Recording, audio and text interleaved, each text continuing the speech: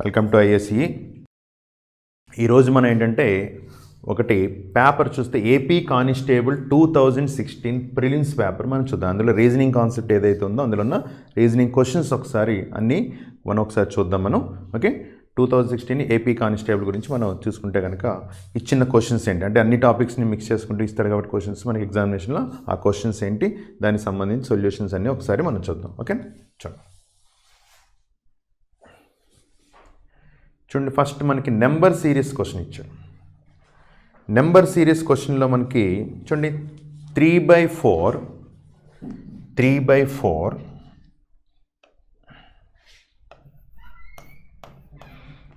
అలాగే 1 9/8 6/5 5/4 9/7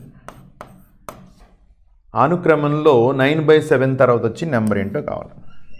ఓకే, ఇప్పుడు చూడండి ఇక్కడ ఫ్రాక్షన్స్లో ఉన్నాయి వాల్యూస్ ఏంటంటే ఎప్పటికప్పుడు మనకు మారుతూ ఉన్నాయంటే కనుక ఖచ్చితంగా మల్టిప్లికేషన్లోనే మనకి ఎక్కువ వర్క్. ప్లస్తో మనం తీసుకుంటే దగ్గర నెంబర్స్ ఉన్నాయి. ఇప్పుడు 3+1 అంటే ఇంకా ఎక్కువ మనకి తక్కువ నెంబర్ కనుక కానీ ఇక్కడ పెద్ద నెంబర్ కనబడుతుందంటే కనుక ఖచ్చితంగా మనకి మల్టిప్లికేషన్ అనే కాన్సెప్ట్ వస్తే కనుక ఇక్కడ మల్టిప్లికేషన్లో మనం చేస్తే కనుక 3/4 1 ఎలా అయిందంటే కనుక 4/3 చేస్తే అవుతుంది. మల్టిప్లికేషన్లో 3/4ని 4/3తో మల్టిప్లై చేస్తే అప్పుడు ఏమవుతుంది 3 ఇక్కడ క్యాన్సిల్ అయ్యి 4 ఇక్కడ క్యాన్సిల్ అయ్యి 1 వస్తుంది. అవునా, అంటే 3/4 ఇంటూ ఫస్ట్ మీకు ఏం చేశాడు 4/3తో మల్టిప్లై చేశాడు. తర్వాత 1 మళ్ళీ 9/8 వచ్చిందంటే సేమ్ నెంబర్ వచ్చిందంటే కనుక అదే నెంబర్తో మల్టిప్లై అవ్వాలి. అంటే ఇంటూ 9/8తోనే మల్టిప్లై అవ్వాలి. అంటే 1ని ఇంటూ 9/8తో మల్టిప్లై చేస్తాం. తర్వాత చూడండి ఇక్కడే మనం అబ్జర్వ్ చేస్తే కనుక కొంత రిలేషన్ కనబడుతుంది. 4/3 9/8 4 and 9 A numbers square numbers 2 square 3 square కింద దాని బిఫోర్ నెంబర్తో రాయడం జరిగింది. అంటే ఇక్కడ 9 తర్వాత వచ్చి నెంబర్ ఏంటి అక్కడ 16 అనుకుంటే కనుక ఒకసారి చెక్ చేద్దాం. 16 దాని బిఫోర్ నెంబర్ రాయాలి కాబట్టి 15 రాస్తే చూడండి 8 ఇందులో మనకి 2 సార్లు క్యాన్సిల్ అవుతుంది. 3 ఇందులో మనకి 3 సార్లు 3 ఇందులో 5 సార్లు 3 2 6 5 సరిపోయిందా లేదా అంటే 16 దేంతో మల్టిప్లై చేశాడు 16/15తో మల్టిప్లై. ఇప్పుడు మనకి సీక్వెన్స్ తెలిసిపోయింది ఇప్పుడు ఎందుకంటే ఆల్రెడీ సీక్వెన్స్ సెట్ చేసుకుంటే కనుక ఒక్కసారి ఐడెంటిఫై చేస్తే 4 9 16 వచ్చిందంటే తర్వాత ఖచ్చితంగా ఏం రావాలి 25 దాని బిఫోర్ నెంబర్ 24తో మల్టిప్లై అవ్వాలి. చెక్ చేయండి 25/24 ఇది ఇక్కడ 5 సార్లు క్యాన్సిల్ అవుతుంది. 6 ఇందులో 4 టైమ్స్. తర్వాత ఏంటో చెక్ చేస్తే 35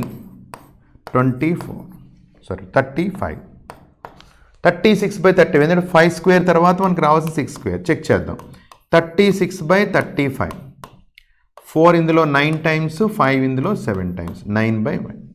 ఇప్పుడు మనకి దేంతో మల్టిప్లై అవ్వాలంటే దీని తర్వాత 49 ఇందువల్ల 7 స్క్వేర్ దాని ముందు నెంబర్ 48 అంటే 9/49/48 అది చేయాలి. అదే ఇక్కడ మనం చేద్దాం 9/7 దేంతో మల్టిప్లై అవ్వాలి 49/48 3 ఇందులో ఎన్ని టైమ్స్ 7 ఇందులో 7 టైమ్స్ క్యాన్సిల్ అవుతుంది. 3 ఇందులో 3 టైమ్స్ 3 ఇందులో 16 టైమ్స్ 7 3 21/16 ఎక్కడుంది మనకి ఆప్షన్. అంటే పైన వరుసగా స్క్వేర్ నెంబర్స్ యూజ్ చేసుకుంటూ మల్టిప్లై చేసి దాని బిఫోర్ నెంబర్ని రాసి మల్టిప్లై చేయడం అనేది జరిగింది. ఇది నెంబర్ సిరీస్లో మనకి భిన్న రూపంలో ఇచ్చి సీక్వెన్స్ని వాడు కంటిన్యూ చేసుకుంటూ వచ్చాడు. ఆ భిన్న రూపంలో ఉన్న విలువను కూడా ఏంటంటే కనుక గుణకారం చేసుకుంటూ వెళ్తూ అందులో మళ్ళీ స్క్వేర్ నెంబర్స్ దాని ముందు నెంబర్ని ఉపయోగించుకుని ఆ సీక్వెన్స్ని పాటించడం అనేది జరిగింది. అలాగే నెంబర్ సిరీస్లో మనకి సెకండ్ క్వశ్చన్ ఇచ్చాడు. ఇందులో కూడా మళ్ళీ ఇది చూద్దాం ఒకసారి. 4 4 10 28 124 216 నెంబర్స్ ఏంటంటే మల్టిప్లికేషన్ అని చెక్ చేసుకుందాం అనుకోండి. అంటే చూడగానే మనకి 124 214 అంటే నెంబర్ వాల్యూ బాగా పెరిగింది అంటే కనుక మీకు మల్టిప్లికేషన్ వర్కౌట్ అవ్వాలి యాక్చువల్గా. కానీ ఇక్కడ 12 2 24 అనే నెంబర్ ఉందా లేదు అంటే కనీసం 2 సార్లు కూడా గుణకారం అవ్వలేదు అంటే అది ఇంక గుణకారం చేయడానికి అవకాశం లేదు. ఇంక గుణకారం చేసే అవకాశం లేదంటే ఇంకెందులో చూడాలి పెరిగే అవకాశం ప్లస్లో చెక్ చేసుకోవాలి. కాబట్టి ఒక్కసారి ప్లస్ చెక్ చేసాం అనుకోండి +1 +0 +6 +18 ప్లస్ 36 ప్లస్ 60 ప్లస్ 90. అంటే ఇక్కడ మనకు ఒక సీక్వెన్స్ రాసేటప్పటికి ఇలా వచ్చింది యాక్చువల్గా. Plus 0 plus 6 plus 18 plus 36 plus 60 plus 90. ఇక్కడైనా సీక్వెన్స్ వర్కౌట్ అవుతుందా? ఎప్పుడైనా ఫస్ట్ ఆర్డర్లో లేకపోతే ఇమీడియట్గా మనం సెకండ్ ఆర్డర్ని చెక్ చేసుకుంటాం కాబట్టి మళ్ళీ చెక్ చేస్తే ప్లస్ 6 ప్లస్ 12 ప్లస్ 18 24 30. మళ్ళీ అగైన్ సీక్వెన్స్ చేసుకుంటే ప్లస్ 6 ప్లస్ 6 ప్లస్ 6 ప్లస్ 6. అంటే మనం చెక్ చేయాల్సింది ఏంటంటే ఈ సీక్వెన్స్ మనం ఇలా గ్యాప్ తీసుకుంటూ మనకి ఈ ఆర్డర్ పాటించాడు ఫస్ట్ ఆర్డర్లో, మళ్ళీ సెకండ్ ఆర్డర్ మళ్ళీ తీసుకున్నాడు. అంటే మనకి ప్లస్ 6 అనే సీక్వెన్స్ కాబట్టి ఇదే ప్లస్ 6 చేసుకుంటే కనుక 30 ప్లస్ 6 36. మళ్ళీ 36కి యాడ్ చేస్తే 126. అంటే మనం యాడ్ చేయాల్సిన నెంబర్ ఏమని తెలిసింది? 126 అని తెలిసింది కాబట్టి ఇక్కడ నుంచి ప్లస్ 126 యాడ్ చేయాలి. 126 యాడ్ చేస్తే ఎంత వస్తుంది? 4 ప్లస్ 6 అంటే 0 4 3 ఈక్వల్ టు 340 అని చెప్పి మనం చెప్పొచ్చు. అంటే ఫస్ట్ ఆర్డర్లో లేకుండా సెకండ్ అండ్ థర్డ్ ఆర్డర్ని ఒక సీక్వెన్స్ పద్ధతిలో పాటించుకుంటూ వాడు వెళ్ళడం జరిగింది. మనకి ఫైనల్ సీక్వెన్స్ క్లియర్గా మళ్ళీ 6 కనబడుతుంది కాబట్టి దాని నుంచి మనం ఫిల్ ఇన్ ది బ్లాంక్ వరకు రావాలి. కాబట్టి ఈ లాస్ట్లో 30కి 6 యాడ్ చేస్తే 36. అంటే ఇక్కడున్న సీక్వెన్స్ నేను డైరెక్ట్గా రాశాను. ఆ సీక్వెన్స్ని ఈ పద్ధతిలో పాటించుకుంటూ ఇస్తాడు. దట్ ఈక్వల్ టు 340 అనేది ఇక్కడ ఆన్సర్. ఆప్షన్ ఏమవుతుంది? 1. నెక్స్ట్ తర్వాత 9 to minus 17 minus 54 minus 115 minus 206. ఆ వరుస క్రమంలో తర్వాత వచ్చేదని ఇక్కడ కూడా మనం ఒకసారి అబ్జర్వ్ చేస్తే కనుక మల్టిప్లేషన్ చెక్ చేద్దామంటే అవకాశం లేదు. ఎందువల్ల 11 into 2 అంటే 22 ఉంది, అక్కడ 20 ఉంది కాబట్టి మల్టిప్లేషన్ లేదు. మళ్ళీ గ్యాప్ అని వర్కౌట్ చేస్తే కనుక చూడండి -7 -19 -37 -61 -91. అవునా? తర్వాత కంటిన్యూ చేస్తే -12 -18 -24 -30. అది అంటే మళ్ళీ గ్యాప్ తీసుకుంటే -6. సేమ్ ఇన్ ముందు క్వశ్చన్ లాగే ఇక్కడ +6 వస్తే ఇక్కడ -6 ఇచ్చాను. అదే పద్ధతి పాటిస్తే ఇక్కడ -6 -30 అంటే -36 -127 -127 అంటే యాడ్ చేస్తే కనుక 3 3 3. ఏ సింబల్ ఉండాలి? -333. అంటే ఇక్కడ నుంచి మనకు అనిపిస్తుంది యాక్చువల్గా ఏంటంటే దీన్ని 3 cube -10 4 cube -10 5 cube -10 6 cube -10 అంటే 7 cube -10 అలా కూడా మనం తీసుకుంటే 7 cube -10 అంటే ఏమైంది ఇక్కడ 343లోంచి -10 అంటే కనుక 343 కానీ మైనస్ రాయాలి కాబట్టి -333. ఓకే, అయితే ఇక్కడ మళ్ళీ మీరు ఏంటంటే 2 cube మైనస్ అని ఇక్కడ ప్లస్ వస్తుంది, మళ్ళీ 2 cube అక్కడ ఏంటంటే ప్లస్ అని కాబట్టి అందువల్లే ఇక్కడ మనం ఆ సీక్వెన్స్ అక్కడ వర్కౌట్ అవ్వట్లేదు కాబట్టి ఈ పద్ధతిని మనం డైరెక్ట్గా పాటించడానికి ప్రయత్నం చేస్తాం. అది మనం ఇక్కడ కూడా స్టెప్స్ వైజ్ మనం తీసుకుంటే థర్డ్ స్టెప్లో మనకి సీక్వెన్స్ క్లియర్గా కనబడుతుంది. దాని ప్రకారం మనకు కావాల్సిన నెంబర్ని ఐడెంటిఫై చేసి చెప్పచ్చు. ఓకే, తర్వాత నెక్స్ట్ చూడండి -2 -4 -2 అంటే -0 6 -0 అంటే మైనస్. తర్వాత +2 6 + 2 అంటే -4 +4 -4 +4 అంటే 0 +6 +8 +10. ఈవెన్ నెంబర్స్ని -2 దగ్గర నుంచి మొదలు పెట్టుకుంటూ 2 ఇంక్రీజ్ చేసుకుంటూ ఇవ్వడం జరిగింది. ఇప్పుడు మీకు కంటిన్యూషన్లో ఇమీడియట్ నెంబర్ అడగకుండా ఈ క్రమంలో 10వ నెంబరు 11వ నెంబర్ వస్తే వాటి యొక్క లబ్ధం అడిగాడు. ముందు 10వ నెంబర్ 11వ నెంబర్ మనం ఫైండ్ అవుట్ చేయాలి. ఇక్కడ ఉన్న సీక్వెన్స్ నెంబర్స్ రాస్తే 1 2 3 4 5 6 7 8 9 10 11 10 11 తెలిసి సరిపోతుంది. 24కి 10 కలిపితే ఎంత అవుతుంది? 34. 34 + 12 అంటే 46, తర్వాత ప్లస్ 14, 46 + 14 అంటే ఏమవుతుంది 46 + 14. నేను సీక్వెన్స్ మనకి మరి 11వ నెంబర్ వరకు రాయాలి, ఎందుకంటే వాడు అడిగింది 10వ నెంబర్ 11 కాబట్టి ఇక్కడ వరకు వాడు ఎంత ఇచ్చాడు, మీరు తర్వాత ఇక్కడ ప్లస్ కాబట్టి 12 యాడ్ చేయాలి. 12 యాడ్ చేసి 24కి 12 యాడ్ చేస్తే 36కి 40 యాడ్ చేస్తే 50, 50కి ఇప్పుడు మళ్ళీ 16 యాడ్ చేస్తే దట్ ఈక్వల్ టు 66. ఇప్పుడు మనకి 11వ వాల్యూ ఏంటంటే 10th వాల్యూ ఏంటంటే కనుక 50 వచ్చింది, 11th వాల్యూ ఏంటంటే 66 వచ్చింది. కానీ వాడు అడిగిన క్వశ్చన్ ఏంటి, ఈ 10వ పదం 11వ పదం యొక్క గుణకారం కావాలి, లబ్ధం కావాలని. అంటే 50 × 66, 3030 కాబట్టి 3300, దట్ ఈక్వల్ టు 3300. అది అంటే ఇచ్చిన వాల్యూలో సీక్వెన్స్ అని ఇమీడియట్ నెంబర్, ముందు క్వశ్చన్స్ అన్నీ కూడా ఇమీడియట్ నెంబర్ అడిగాడు. ఇప్పుడు ఇమీడియట్ నెంబర్ అడగకుండా దీని తర్వాత మనకి 8 వరకు వాడు ఇచ్చాడు. 10, 11 ఫైండ్ అవుట్ చేసి ఆ వచ్చిన వాల్యూ యొక్క గుణకారం ఏది లబ్ధం ఏదైతే ఉందో ఆ లబ్ధం యొక్క విలువ చెప్పండి అని చెప్తున్నాను. ఆ విలువ ఏమవుతుంది మనకి దట్ ఈక్వల్ టు 3300 అని చెప్పాం. అది నెక్స్ట్ ఇక్కడ చూడండి లెటర్ సీక్వెన్స్ ఇచ్చాడు.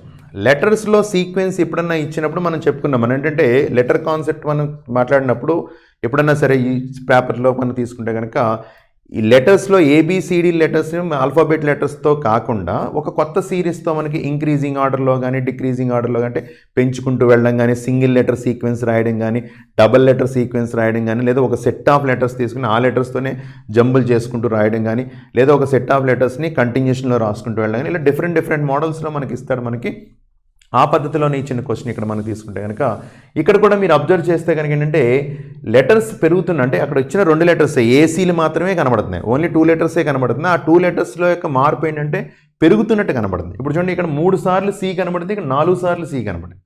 అలాగే ఇక్కడ 2 సార్లు ఏ కనబడింది, ఇక్కడ 2 సార్లు కనబడింది, కానీ ఇక్కడ ఒకసారి ఏ కనబడింది. అంటే మనకి ఏంటంటే సిలు ఏలు కాంబినేషన్లో తీసుకుంటే ఇంక్రీజ్ అనే కాన్సెప్ట్లో కనబడుతుంది. కాబట్టి ఒక్కసారి సి అండ్ ఏ అనుకుంటే ఇక్కడ ఫస్ట్ మనం సి రాసుకున్నాం, సిఏ. తర్వాత చూడండి 2 ఏలు ఉన్నాయి కాబట్టి 2 సీలు అనుకున్నారు, ఒక సి ఒక ఏ ఉంది, 2 సీలు 2 ఏలు. ఇప్పుడు 3 సీలు వచ్చినాయి కాబట్టి 3 ఏలు రాయడానికి అవకాశం ఉంది. తర్వాత 4 అందువల్ల ఇంక్రీజ్ అవుతుంది కాబట్టి అందువల్ల 3 సీలు చూడండి, 1 సి 2 సీలు 3 సీలు 4 సీలు. అలాగే 1 ఏ వచ్చింది, 2 ఏ వచ్చింది, 3 ఏలు వచ్చింది. ఇప్పుడు ఇక్కడ కూడా ఎన్ని రావాలి, 4 ఏలు రావాలి. కాబట్టి 4 ఏలు రాస్తే కనుక మనం సిఏ సిసిఏఏ సిసిసి ఏఏఏ 4 సీలు మళ్ళీ 4 ఏలు కింద మనం ఇక్కడ సీక్వెన్స్ పాటించాడు. ఆ సీక్వెన్స్ రాసుకుంటే కనుక 2 సీలు 2 ఏలు రావాలి. కాబట్టి ఆప్షన్ ఏమవుతుంది 1, ఆప్షన్ 1 అని చెప్తాం. తర్వాత నెక్స్ట్ చూడండి ఇక్కడ సీక్వెన్స్లో అంతా చూస్తే కనుక ఫస్ట్ నుంచి చూస్తే ఏబిసిడి అనే 4 లెటర్లు కనబడుతుంది. అంటే ఇందాక ఏసీఏ 2 లెటర్స్తోనే రిలేషన్ ఇచ్చాడు, ఇక్కడ 4 లెటర్స్తో రిలేషన్ కనబడి ఏబిసిడి అని చూడండి. మొత్తం ఓవరాల్గా తీసుకుంటే ఫస్ట్ నుంచి వరకు ఏబిసిడి అంటే 4 లెటర్స్తో రిలేషన్ ఉంది. కాబట్టి ఆ 4 లెటర్స్ని ఒకసారి ఐడెంటిఫై చేద్దాం. అంటే 4 లెటర్స్ కింద మనం డివిజన్ చేసుకుంటే ఇవి ఒక 4 లెటర్స్, ఇవి ఒక 4 లెటర్స్, ఇవి ఒక 4 లెటర్స్, ఇవి 4 లెటర్స్, ఇవి 4. చూడండి మనకు ఒక క్లూ కూడా కనబడదు. ఇక్కడున్న 4 లెటర్స్లో క్లియర్గా ఏబిసిడి అనే 4 లెటర్ ఆర్డర్లో లేవు కానీ జంబుల్లో ఉన్నాయి. ఇక్కడ కూడా ఏబిసిడి అనే 4 లెటర్స్ ఉన్నాయి. అంటే ఖచ్చితంగా మనకి ఏబి 4 లెటర్స్లో ఏబిసిడి అనే 4 లెటర్స్ మనకు కనబడాలి. అది జంబుల్లో ఉన్నా మనకు డైరెక్ట్గా ఉన్నా పర్వాలేదు. ఇక్కడ మనం తీసుకుంటే కనుక ఇందులో ఏబిసి ఉంది కాబట్టి డి రావాల్సిన అవసరం ఉంది. ఇక్కడ ఏసిడి ఉంది కాబట్టి బి రావాల్సిన అవసరం ఉంది. ఇక్కడ బిఏసి ఉంది కాబట్టి డి రావాల్సిన అవసరం ఉంది. ఇక్కడ ఏ ఉంది కాబట్టి ఏబిసిడి ఉంది కాబట్టి ఇక్కడ బి రావాల్సిన అవసరం. అంటే మనకి రావాల్సిన లెటర్స్ ప్రతి దాంట్లో కూడా ఏబిసిడి అనే 4 లెటర్స్ ఒక సెట్ పాటించుకుంటూ వాడు సీక్వెన్స్ని ఇచ్చాడు, అది జంబుల్లో ఇచ్చాడు. మనకి రావాల్సిన లెటర్స్ తీసుకుంటే డిబి అండ్ డిబి అని చెప్తాం. కాబట్టి ఆన్సర్ ఏమవుతుందంటే ఆప్షన్ ఏ. తర్వాత సేమ్ మళ్ళీ ఇది కూడా మాట ఇక్కడ చూడండి, ఇక్కడ ఈ క్వశ్చన్లో మనకి ఏబిసి అనే 3 లెటర్స్ కనబడుతుంది. ఇందాక ఏబిసిడి అనే 4 లెటర్స్తో ఉన్నాయి, ఇక్కడ ఏబిసి అనే 3 లెటర్సే మనకి రిపీటెడ్గా కనబడుతున్నాయి. అంటే ఒక్కసారి ఏబిసిని ఐడెంటిఫై చేసుకుంటూ వెళ్తే కనుక 3 letters 3 letters 3 letters 3 letters 3 letters. ఇప్పుడు నేను ఫస్ట్ ఏబిసి కనబడింది, తర్వాత మళ్ళీ ఇక్కడ సిఏబి అంటే ఆ కాంబినేషన్లో ఉన్నది. ఇక్కడ మళ్ళీ ఇంకెక్కడ లేదు. అంటే 2 క్లూస్ మనకి అక్కడ కనబడుతున్నాయి కాబట్టి ఏబీసీ అనే లెటర్ కాంబినేషన్ మనకు ఉండాలి కాబట్టి బీసీఏ, ఇక్కడ ఏ లేదు కాబట్టి ఏసీబీ, ఇక్కడ బి లేదు, ఇక్కడ ఏ. అంటే సిఏ అనే లెటర్స్ వచ్చినాయి కాబట్టి సిఏబిఏ వచ్చింది కాబట్టి ఆన్సర్ ఏంటంటే కనుక సిఏబిఏ. అంటే ఇక్కడ ఏబీసీ అనే 3 లెటర్లు తీసుకుని ఆ 3 లెటర్లతోనే వాడి సీక్వెన్స్ని చేయడానికి ప్రయత్నించి, అంటే కొన్ని ఏంటంటే ఆల్ఫాబెట్ లెటర్స్తోనే కాకుండా కొన్ని లెటర్స్ ఇక్కడ కూడా గుర్తుపెట్టుకోండి. ఎప్పుడు ఏబీసీలు ఇవ్వాలని రూల్ లేదు. వాడి ఇష్టం ఏ లెటర్స్ కానీ నెంబర్స్ కానీ యూజ్ చేసుకుంటూ ఒక సీక్వెన్స్ని వాడు పాటిస్తాడు. ఆ సీక్వెన్స్ని మనం జాగ్రత్తగా ఐడెంటిఫై చేసి ఫస్ట్ నుంచి ఎవరు చూస్తే అది 2 లెటర్స్తో ఉన్నదా, 3 లెటర్స్తో ఉందా, 4 లెటర్స్తో ఉందా, లేదా 5 లెటర్స్తో ఉందా అనేది ఒకసారి ఐడెంటిఫై చేసి మనం కంటిన్యూ చేసుకుంటే కనుక సింపుల్గా చూసిన వెంటనే మనం ఆన్సర్ చేయడానికి అవకాశం ఉంది. ఓకే, తర్వాత చూడండి, ఈ క్రింది ఇవ్వబడిన పదంలో అక్షరాలను ఒక అర్థవంతమైన పదం వచ్చే విధంగా తిరిగి అమర్చితే ఆ దత్త పదంలో ప్రతి అక్షరానికి ఇవ్వబడిన అంకె యొక్క నూతన క్రమం ఏంటన్నాడు. అంటే ఇక్కడ ఉన్నది ఏదైతే ఉందో ఈ పదాల్లోని ఉన్న అక్షరాలను ఉపయోగించుకుంటే ఒక ఇంగ్లీష్ మీనింగ్ఫుల్ ఉన్న వర్డ్ వస్తుందంట. ఆ వర్డ్ కనుక రాసిన తర్వాత మరి ఇక్కడ వాటికి నెంబర్స్ ఇచ్చాడు కదా, రాసిన తర్వాత అప్పుడు ఫర్ ఎగ్జాంపుల్ మనకి సితో స్టార్ట్ అయింది అనుకోండి, అప్పుడు మనకి నెంబర్ ఏమవుతుంది, మనకి 4తో స్టార్ట్ అవుద్ది అనమాట. అందువల్ల ఆ మీనింగ్ఫుల్ వర్డ్ ఏదైతే ఉందో ఐడెంటిఫై చేసి అప్పుడు ఆ వర్డ్లో ఉన్న అక్షరాల యొక్క విలువలను ఇక్కడ ఉన్నవి రాస్తే కనుక అక్కడ వచ్చిన క్రమం ఏదైతే ఉందో ఆ క్రమాన్ని గుర్తించండి అని చెప్తున్నాడు. ఓకే, ఇందులో మనం ఒక్కసారి తీసుకుంటే కనుక మనకు వచ్చిన వర్డ్ ఏంటంటే ఇందులో మనకి బ్రాంచ్, BRANCH. పదాన్ని అడగలేదు, ఈ పదంలో ఉన్న వాటికి వాడిచ్చిన అంకెల్ని ఇక్కడ క్రమంలో పెడితే కనుక అంటే బి నెంబర్ ఎంత 6, ఆర్ నెంబర్ ఎంత 3, A number 5, N number 2, C number 4, H number 1. ఇప్పుడు క్రమంలో పెట్టాం. వాడు అదే కొత్తగా నూతన క్రమంలో వచ్చిన ఆ దత్త పదంలో ఉన్నదని చెప్పాడు. అంటే ఈ నూతన పదం వచ్చింది మనకి, అందులో ఉన్న నెంబర్ వాల్యూ చెప్పండి, ఇది చెప్పాలి. 635241, 635241 అంటే ఎక్కడ వచ్చింది మనకి, ఆప్షన్ 4లో వచ్చింది. అది ఇచ్చిన పదాన్ని అంటే మనకి ఈ పదాలతో తయారు చేసే వర్డ్స్ మనకి రావాలి. మన వొకాబులరీని యూజ్ చేసుకుంటూ జాగ్రత్తగా పదాలని అక్కడ ఉన్న లెటర్స్ని ఒకవేళ ఎప్పుడైనా డౌట్ వచ్చినా ఒక్కొక్కటి 2 డౌట్ వచ్చినా మనకి పదాలు ఒకటి ఇమీడియట్గా స్ట్రైక్ అవ్వకపోతే 1-2 రాసుకోండి లెటర్స్ ఇక్కడ. ఫర్ ఎగ్జాంపుల్ ఇక్కడ ఇది రాసాను అనుకోండి, BRBA, 3 అంటే BAR, 4 అంటే C, BRC అని వచ్చింది, 1 అంటే H, 2 అంటే N. మీనింగ్ ఏమైనా ఉందా, లేదు. అంటే అలా రాసినా సరే మనకి మీనింగ్ తెలుస్తుంది. ఒకవేళ డైరెక్ట్గా మీరు ఒక పదాన్ని మీరు ఐడెంటిఫై చేయలేకపోతే కనుక ఒక్కసారి ఇక్కడ ఉన్న లెటర్స్ని అక్కడ ఉన్న కాపీ చేసుకోగలిగితే కనుక అప్పుడు మనకి మీనింగ్ఫుల్ వర్డ్ కనబడే అవకాశం ఉంటుంది. అప్పుడు ఆ మీనింగ్ఫుల్ వర్డ్ ఉన్నదని డైరెక్ట్గా ఆన్సర్ పెట్టడానికి తీసుకోండి. అందువల్ల డైరెక్ట్గా తెలిస్తే కూడా తెలియకపోతే అప్పుడు మీరు ఏంటంటే ఈ పద్ధతిని కూడా ఉపయోగించి చేసుకోవడానికి అవకాశం ఉంది. ఓకే, నెక్స్ట్ తర్వాత ఒక కోడ్ భాషలో ట్రయాంగిల్ను SSBHB గాను అలాగే ఎగ్జాంపుల్ని ఎలా రాస్తా, ట్రయాంగిల్ని SSB కింద రాసంటే TS T-1, RS అంటే +1, మళ్ళీ IH అంటే -1, +1, -1, +1, -1, అన్నీ కూడా ఏం చేయండి -1, +1 అనే సిరీస్ పాటించారు కదా. ఇక్కడ కూడా మీరు అదే సిరీస్ని -1, +1, -1, +1, -1, +1, -1 చేస్తే ఈ -1 D, అన్ని లెటర్స్లోని D ఉంది, X+1 Y, DY వరకు ఏం ప్రాబ్లం లేదు. తర్వాత A-1 Z అంటే ఈ ఆప్షన్ ఎలిమినేట్ చేయొచ్చు, DZ. తర్వాత MN, Z తర్వాత N, అది కూడా సరిపోయింది. తర్వాత P-1 అంటే O, ఇక్కడ ఏ ఉంది కాబట్టి ఈ ఆప్షన్ తీసేయచ్చు, ఇక్కడ ఏ ఉంది కాబట్టి ఇది కూడా తీసేయచ్చు, అంటే ఇది ఆప్షన్.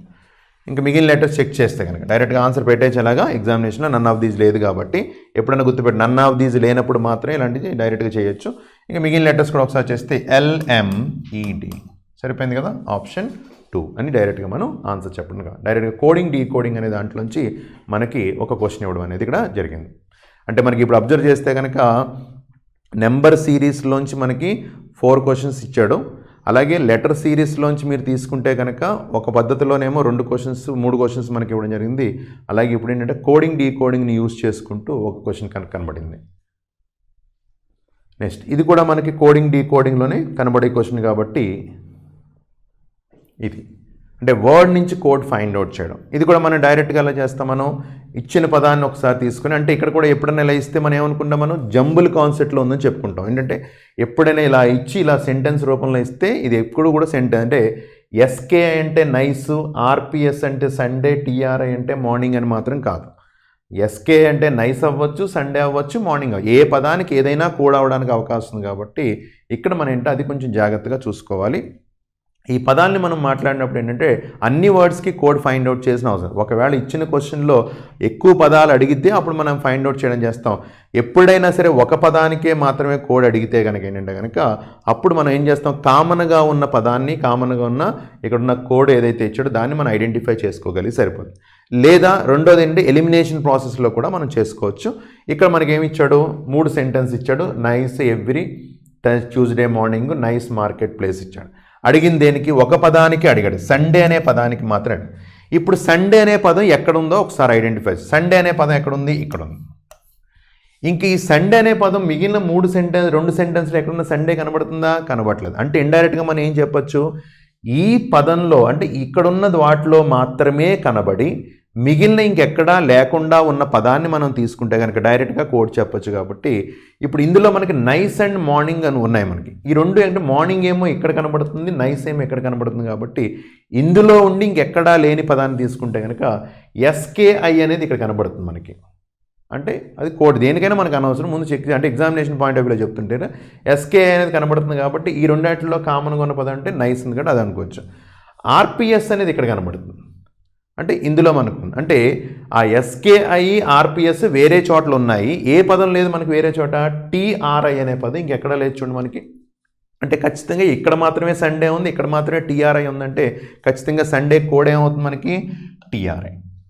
ఒకవేళ అలా కాకుండా కొన్ని సందర్భాల్లో సండే మార్నింగ్ నైస్ అని పదం ఇచ్చేసేసి దాని కోడింగ్ ఫైండ్ అవుట్ చేయండి అంటే మాత్రం అప్పుడు ప్రతి పదానికి అక్కడ ఉన్న వాటిలో ఏ పదానికి అడిగాడో అన్ని పదాలకి మనం కోడ్ ఫైండ్ అవుట్ చేయడానికి ప్రయత్నం చేస్తాం. అందువల్ల ఇక్కడ అడిగింది సండే ఒక్కదానికి మాత్రమే కాబట్టి ఈ సెంటెన్స్లో ఇంకెక్కడా లేదు కాబట్టి అక్కడ ఉండి ఇంకెక్కడా లేని పదం అంటే టీఆర్ఐ అనే ఒక పదమే ఉంది కాబట్టి దాన్ని మనం ఆన్సర్ కింద చెప్పుకోవడానికి అవకాశం ఉంది.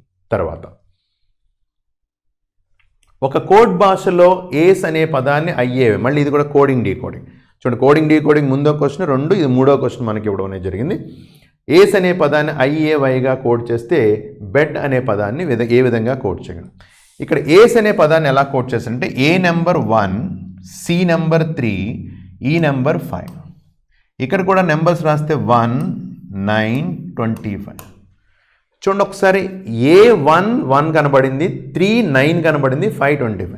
9కి 3కి 9కి సంబంధం ఏంటి, 5కి 25కి సంబంధం ఏంటంటే 3ని స్క్వేర్ చేస్తే 9 వస్తుంది, 5ని స్క్వేర్ చేస్తే 25 వస్తుంది, అలాగే 1ని స్క్వేర్ చేస్తే 1 వస్తుంది. కాబట్టి ఇప్పుడు మనం ఏమని చెప్పచ్చు, ప్రతి నెంబరు తీసుకొని 1 స్క్వేర్, 3 స్క్వేర్, 5 స్క్వేర్ ఆ నెంబర్ యొక్క స్క్వేర్ నెంబర్స్ రాసుకుంటే 1, 9, 25. ఆల్ఫాబెట్లో వాటి యొక్క విలువలను తీసుకుంటే ఏ నెంబర్ 1, 9i, 25y అని చెప్పొచ్చు. కాబట్టి ఇక్కడ వాడు ఇచ్చింది ఏంటంటే బెడ్ అని ఇచ్చాడు. బి నెంబర్ 2, ఈ నెంబర్ 5, డి నెంబర్ అన్నీ స్క్వేర్ చేయాలి కాబట్టి 4, 25, 16 అంటే డివైపి.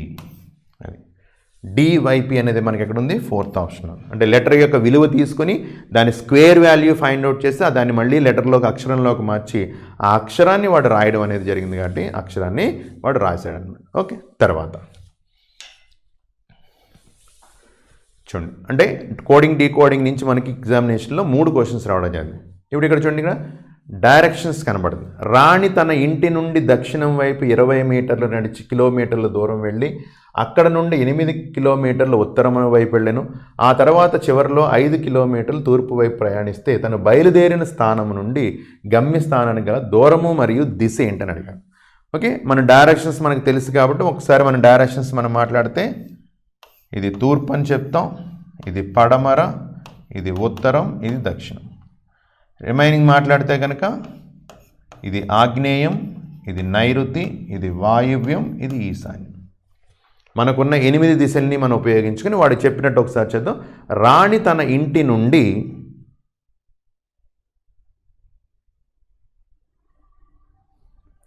రాణి తన ఇంటి నుండి దక్షిణం వైపు 20 నడిచింది. 20 కిలోమీటర్ల దూరం వెళ్ళి అక్కడ నుండి 8 మీటర్ల ఉత్తరానికి. ఇప్పుడు దక్షిణానికి 20 వచ్చిన తర్వాత మళ్ళీ 8 వెనక్కి, ఉత్తరం అంటే ఇదే కదా, అంటే మళ్ళీ వెనక్కి, అంటే ఇక్కడ ఇది 8. ఇది 8 అంటే ఇది ఎంత అని చెప్పచ్చు? 12. ఎందుకంటే ఇక్కడ ఆల్రెడీ ఇక్కడ నుంచి ఇక్కడ వరకు 20 అని చెప్పాడు. అంటే ఇది 20 కాబట్టి 8, 12. తర్వాత ఉత్తరం వైపు వెళ్ళాను. ఆ తర్వాత చివరిలో 5 కిలోమీటర్లు తూర్పు వైపు. ఇక్కడ నుంచి తూర్పు అంటే ఇటు ప్రయాణించాను. ఎన్ని? 5 కిలోమీటర్లు. బయలుదేరింది ఎక్కడ? ఇక్కడ బయలుదేరింది. వాడు అదే అడిగాడు, గమ్యస్థానానికి గల దూరం ఎక్కడి నుంచి? బయలుదేరిన స్థానం. ఇది బయలుదేరిన స్థానం. ఇప్పుడు గమ్యం చేరుకున్న స్థానం ఏంటంటే ఇది గమ్యం చేరుకున్న స్థానం. ఇక్కడి నుంచి ఇక్కడికి ఉన్న దూరం అడిగాడు. అట్ ది సేమ్ టైం దిశ కూడా అడిగాడు. ఓకే, దిశ గురించి మనం మాట్లాడామనుకోండి. దిశ గురించి మనం మాట్లాడితే ఇక్కడి నుంచి చూడాలి కాబట్టి ఇలా చూడాలి. ఇలా చూస్తే అంటే ఇక్కడి నుంచి ఆరిజిన్ అనుకుంటే అలా చూస్తే ఏ దిశది? ఆగ్నేయం. అంటే దిశ ఆగ్నేయం. అంటే ఇక్కడ క్యాలిక్యులేట్ చేయకపోయినా ఇక్కడ ఆగ్నేయం ఒకటి ఉంది కాబట్టి ఆప్షన్ 3 అని పెట్టేసుకోవచ్చు. కానీ ఇక్కడ దూరాన్ని కూడా అడిగాడు కాబట్టి ఒకసారి మనం చెక్ చేసుకోవడం మంచిది. ఇక్కడ నన్ ఆఫ్ దీస్ లేదు కాబట్టి డైరెక్ట్గా ఆన్సర్ మనం చెప్పడానికి అవకాశం ఉంది. ఇప్పుడు చూడండి, ఇక్కడ ఏం కనబడుతుంది? రైట్ యాంగిల్ కనబడుతుంది, లంబకోణం కనబడుతుంది. ఎప్పుడైతే లంబకోణం కనబడుతుందో దీన్ని మనం కర్ణము అంటాం. కాబట్టి దీని యొక్క విలువ కావాలి అంటే ఏం చెప్తాం మనం? భుజము స్క్వేర్ ప్లస్ భుజము స్క్వేర్ ఈక్వల్ టు కర్ణము స్క్వేర్ అని చెప్తాం. అవునా? భుజము స్క్వేర్ ప్లస్ భుజము స్క్వేర్ ఈక్వల్ టు కర్ణము స్క్వేర్. పర్పెండిక్యులర్గా ఎప్పుడనంటే లంబంగా ఎప్పుడన్నా 2 రేఖలు కనబడితే కనుక మధ్యలో కలుపుకున్న దాన్ని మనం కర్ణము దిశ అని చెప్తాం. ఈ కర్ణం దిశ ఉన్న దానికి విలువ కావాలంటే భుజము స్క్వేర్ ప్లస్ భుజము స్క్వేర్ అని చెప్తాం. కాబట్టి ఈ భుజాని యొక్క విలువ ఎంత అంటే 12, ఈ భుజం యొక్క విలువ 5 అని చెప్పాడు. కాబట్టి ఇది 5, ఇది 5. ఓకే, అంటే భుజము స్క్వేర్ ప్లస్ అంటే 12 స్క్వేర్ ప్లస్ 5 స్క్వేర్ ఎంత అవుతుంది?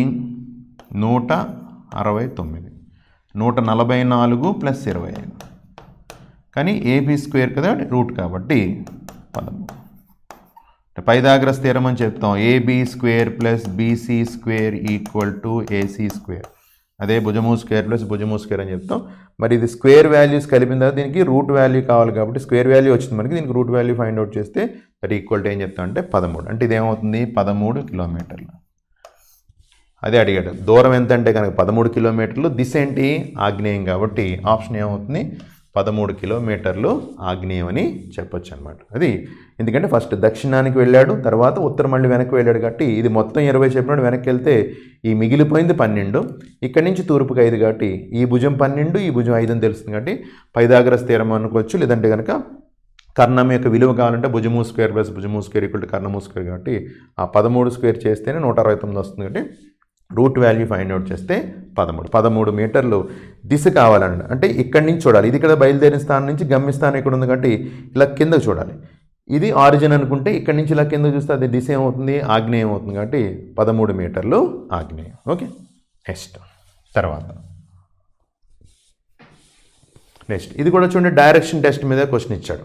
మళ్ళీ ప్రియ దక్షిణం వైపు 3 కిలోమీటర్లు తిన్నగా ప్రయాణించి, ప్రియ దక్షిణం వైపు 3 కిలోమీటర్లు తిన్నగా ప్రయాణించి ఎడమ వైపునకు తిరిగి, ఎడమ వైపు తిరగడం అంటే ఇది ఎడమ వైపు తిరిగి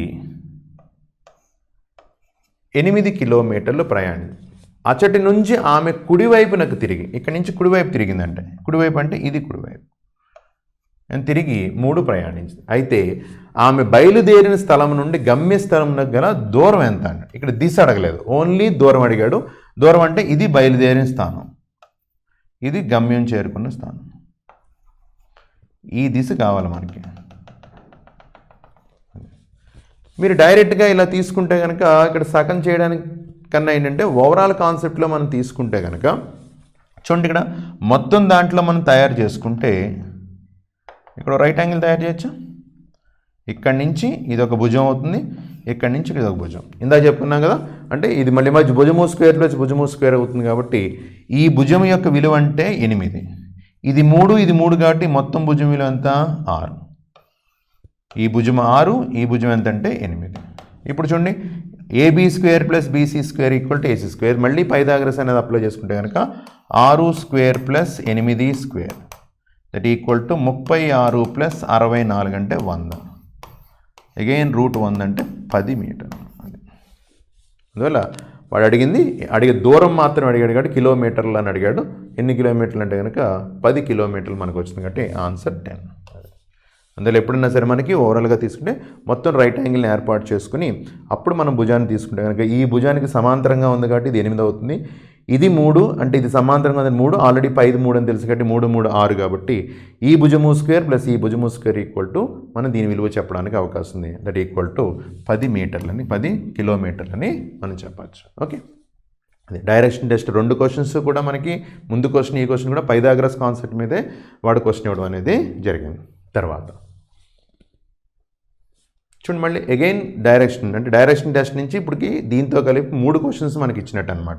ఓకే, సంధ్య యొక్క ఇంటి ముఖము ఉత్తరము వైపు ఉన్నది. ఉత్తరం వైపు చూస్తుందంటే ఉత్తరం అంటే ఇది ఇలా చూస్తుంది,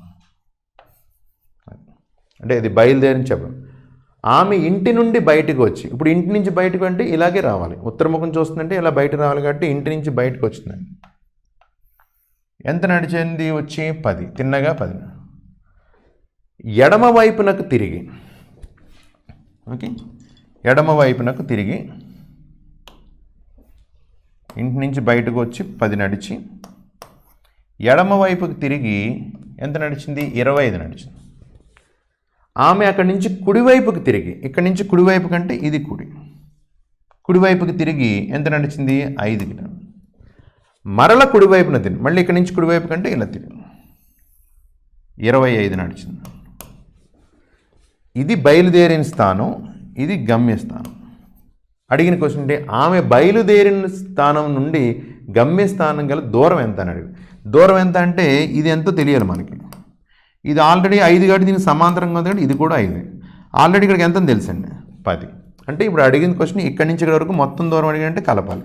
10 + 5 ఎంత 15. మొత్తం దూరం ఎంత అవుతుంది 15 అని చెప్పొచ్చు. కాబట్టి ఆ డైరెక్షన్ మనం యూజ్ చేసుకున్నప్పుడంటే వాడు చెప్పిన డైరెక్షన్స్ ప్రకారం రాస్తే కనుక ఈ డయాగ్రామ్ వస్తుంది. కానీ అడిగింది ఈ దిశ కాబట్టి దీనికి సమాంతరంగా ఉన్న 5 ప్లస్ ఇది 10 కాబట్టి మొత్తం 15 మీటర్లు కాబట్టి ఆన్సర్ ఏమవుతుంది ఆప్షన్ 3.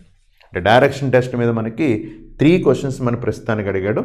ఇంకా చూద్దాం నన్ను అడిగాడు. లేదు, బ్లడ్ రిలేషన్కి వచ్చాడు. చూడండి, బ్లడ్ రిలేషన్ కాన్సెప్ట్లోకి వచ్చాడు. బ్లడ్ రిలేషన్లో మనకి రిలేషన్స్ మనకి 2 3 మధ్య కానీ లేదా అంతకంటే ఎక్కువ మంది మధ్య చెప్పచ్చు. ఇక్కడ మనకి ఏంటంటే డైరెక్ట్గా ఒక పర్సన్ని చూపిస్తూ మాట్లాడుతున్నారు. చరణ్ని చూపిస్తూ చరణ్ని చూపిస్తూ ఇతని తల్లి గారి సోదరుడు, చరణ్ని చూపిస్తుందంట ఒక అమ్మాయి, లేదా అబ్బాయి ఎవరో చూపిస్తున్నారు.